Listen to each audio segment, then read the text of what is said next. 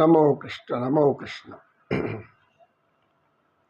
శ్రీ ఆంజనేయం ప్రసన్నాంజనేయం ప్రభాదివ్యకాయం ప్రకృతిప్రదాయం భజే వాయుపుత్రం భజే బాలగాత్రం భజే సూర్యమిత్రం భజేహం పవిత్రం భజే రుద్రరూపం భజే బ్రహ్మతేజం. జై శ్రీరామదూతం శ్రీ హనుమాన్జీ. నమో నమో కృష్ణ నమో కృష్ణ. శ్రీరామచంద్ర మహిమాం రక్షమ. గ్రామస్తులకు లేచి, గురుగారు ఇప్పుడు ఆ వ్యక్తి ఏడ్చింది అదేదో కథ చెప్పారు అంటే అలాంటి వాళ్ళు కూడా ఉన్నారు అని మాకు కొంచెం కొంచెం అర్థమవుతుంది. ఉంటారు, మనం గమనించాం అంతే అన్నట్టు వచ్చినిస్తాడు.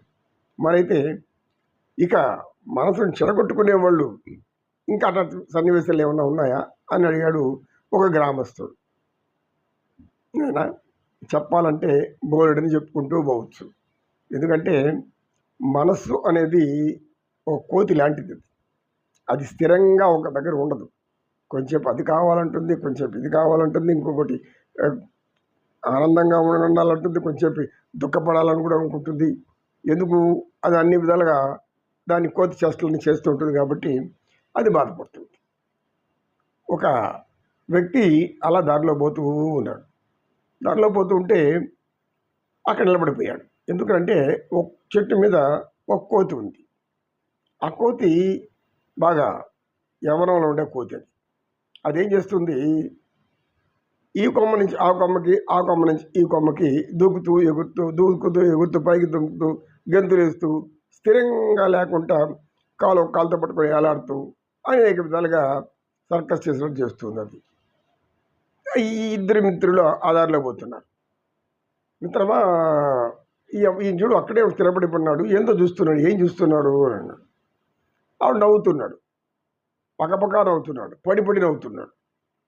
వీడు పక్కపక్క నవ్వడము, పడి నవ్వడము, ఇక్కడ ఏముంది నవ్వడానికి అని అడిగాడు ఆ మిత్రుడు. ఈ మిత్రుడు, తెలివిగల మిత్రుడు ఏం చేశాడు, అరే నాయనా బాబు, మన పని మనం చూసుకోకుండా దారిలో పోయే వాళ్ళ విషయాలంతా మనకు దేనికి, అయ్యని మన తల మీద తెచ్చుకో, ఎందుకు బాధపడి తెచ్చుకుంటావు నువ్వు అంటే, అట్లా కాదు ఎందుకు నవ్వుతున్నాడో కనుక్కోవాలి. అనవసరమైన నవ్వు 4 విధాల చేటు అంటారు కదా అని అన్నాడు. ఇప్పుడు ఆ సూత్రం పోయింది. నవ్వు 40 విధాల ఆనందాన్ని ఇస్తుంది అనే సూత్రం వచ్చింది.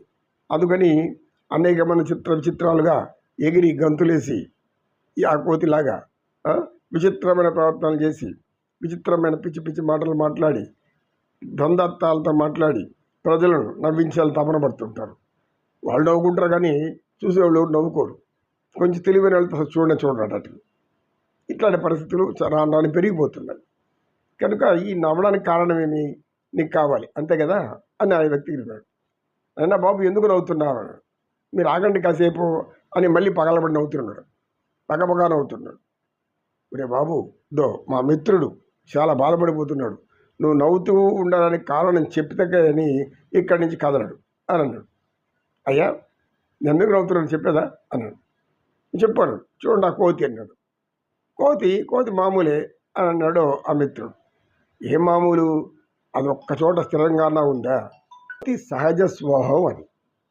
అది ఎప్పుడూ గద్దుతూనే ఉంటుంది, ఎగురుతూ ఉంటుంది, స్థిరంగా ఉండదు. అందరికి తెలిసిందే కదా విషయము అని అన్నాడు ఆ మిత్రుడు. అది కాదండి, మీరు సరిగ్గా గమనించండి, ఎందుకు నవ్వుతుందో నాకు మీకు అర్థమవుతున్నాడు. గమనిస్తున్నాం కదా మంది అంటే, మీరు ఆ చెట్టు కింద చూడండి అన్నాడు.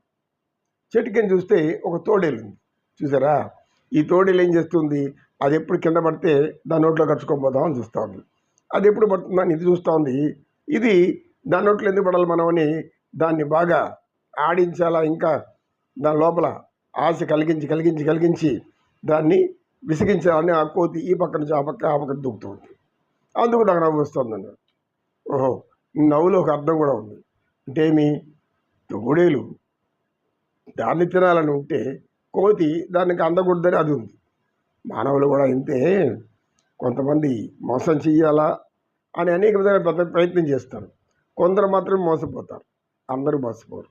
ఎందుకంటే అందరికీ అంతటి జ్ఞానం లేకుండా పోతే కదా. ఒకరు అమాయకులు ఉంటారు, ఒకరు కొద్దిగా తెలివైన వాళ్ళు ఉంటారు, ఒకరు జ్ఞానం ఉండేవాళ్ళు ఉంటారు, ఒకరు మంచి పాండిత్యం ఉండేవాళ్ళు ఉంటారు. ఇది మోసమా కాదని గ్రహించేవాళ్ళు యోగులు కూడా ఉంటారు. ఒక యోగి అయిన వాడికి ప్రతి తెలుస్తుంది, వీడు చేసేది మోసమా లేకుంటే ఏదైనా వాస్తవమా, మంచి చేస్తున్నాడా చెడు చేస్తున్నాడా. కనుక నీ నవ్వుకి చిన్న కారణం ఉంది అన్నాడు ఆ మిత్రుడు. చిన్న కారణం ఏంటి బాబు, మీరు కూడా నవ్వండి అన్నాడు. అంటే నువ్వు నవ్వితే మేము కూడా నవ్వాలి, మాకేమీ వేరే పని లేదనుకున్నావా, చాలా పనులు ఉన్నాయి నాన్న, నమస్కారం నీకు, నువ్వు నవ్వుకో. ఆ కోతి ఎగురుతూ ఉంటుంది, ఈ కింద నాకు తోడేలు చూస్తూ ఉంటుంది, దీన్ని చూస్తానే కాలక్షేపం చెయ్యి. నీకు ఇంట్లో భార్య బిడ్డలు ఉండరా అన్నాడు. ఉన్నారే, ఏ పనిగా పోతున్నావు అన్నాడు. నేను సరుకులు తెమ్మని మా భార్య మధ్యాహ్నానికి అయిపోయాయి భోజనం సమయానికి, అందుకని పోతున్నాను అన్నాడు. ఎంతసేపు అయితే ఇక్కడి నుంచి అన్నాడు ఆ మిత్రుడు. దాదాపు ఒక గంట నుంచి చూస్తున్నాను. ఈ గంట సమయం నువ్వు ఆలస్యంగా వెళ్తే నీ భార్య ఏం చేస్తుంది తెలుసా, నీకు ఒట్టి అన్నం ప్లేట్లో పెట్టి తిను ఉంటుంది. లేదు అంటే ఇంకా కోపం వచ్చిందంటే నేను చొక్కా చింపి లాగి తోసి గీకి నేను పని చెప్తే అది కూడా చేయవా, నువ్వు చేతకాని కూడా అంటుంది. కాబట్టి నువ్వు వెంటనే పని చూడు అనేసి ఇద్దరి మీతో కలిపారు. ఇట్లా నవ్వుకు కొందరికి కారణాలు ఉంటాయి, కొందరికి కారణాలు ఉండవు. కారణం లేకుండా నవ్వుతుంటారు కొంతమంది. ఏదో గుర్తు వస్తుంది వాళ్ళకి, ఎప్పుడో గుర్తు వస్తుంది, దాన్ని తలుచుకొని ఇప్పుడు అవుతూ ఉంటారు. అది 10 మంది ఏమనుకుంటుంటారు, మేము మనల్ని చూసి నవ్వుతున్నాడా అని ఒకడు అనుకుంటాడు. అంటే నన్ను చూసి నవ్వుతున్నాడంటే నాలో ఏదో పొరపాటు ఉంది, నేను నా కథ ఏమో తెలిసినట్టు కాదు వీడికి. అంటే వాళ్ళు ఎప్పుడో కొన్ని తప్పులన్నీ లోపల ఉంటాయి, వీడు కూడా నా తప్పులన్నీ గ్రహించి నవ్వుతున్నాడు అని అనుకుంటారు కొంతమంది వ్యతిరేకంగా. ఇట్లా అనుకూలంగా వ్యతిరేకంగా ఎటువంటి సమయాన్ని విలువైన సమయాన్ని సరిగా ఉపయోగించుకోకుండా పరిజ్ఞాన విషయాల చుట్టూ తిరిగి మనిషి తేరులో పడి నీకులాగా మళ్ళీ తేరులో పడి గిలగిలా కొట్టుకుంటాల్సిందే. కానీ జ్ఞానం సంపాదించుకొని బయటకు వచ్చి భగవంతుడిని ధ్యానించాలనే ఆలోచన వాళ్ళకు ఉండదు.